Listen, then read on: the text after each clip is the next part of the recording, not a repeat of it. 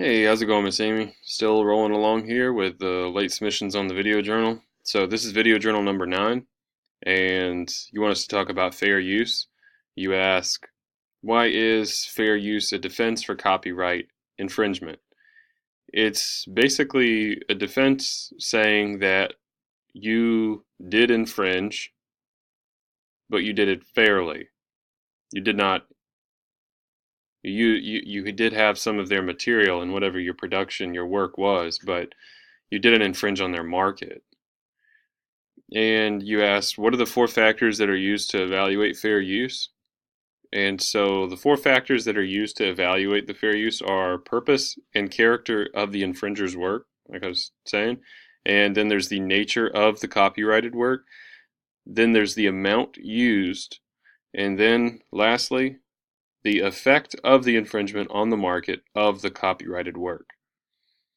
So you then say, discuss 2 of the fair use myths that most surprised you. I have to say the internet one was one that most surprised me. If it's on the internet, then it's okay. It's pretty absurd. And also the 10%. If you use 10% or if you change 10% or, or, or more, then it's okay. That's a very interesting rule of thumb kind of wisdom to come up with. I don't know. Anyway, you ask, why are parodies not readily considered infringement? It's not readily considered infringement because a parody is essentially can be classified as a different market.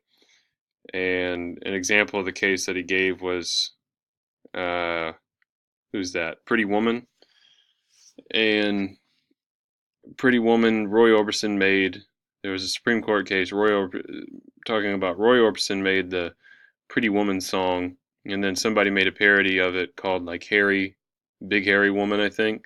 And it was the same tune, similar lyrics, but obviously different because it was a parody of the song Pretty Woman. And the Supreme Court ruled that nobody seeking to listen to, and buy Pretty Woman would listen to Big Hairy Woman instead.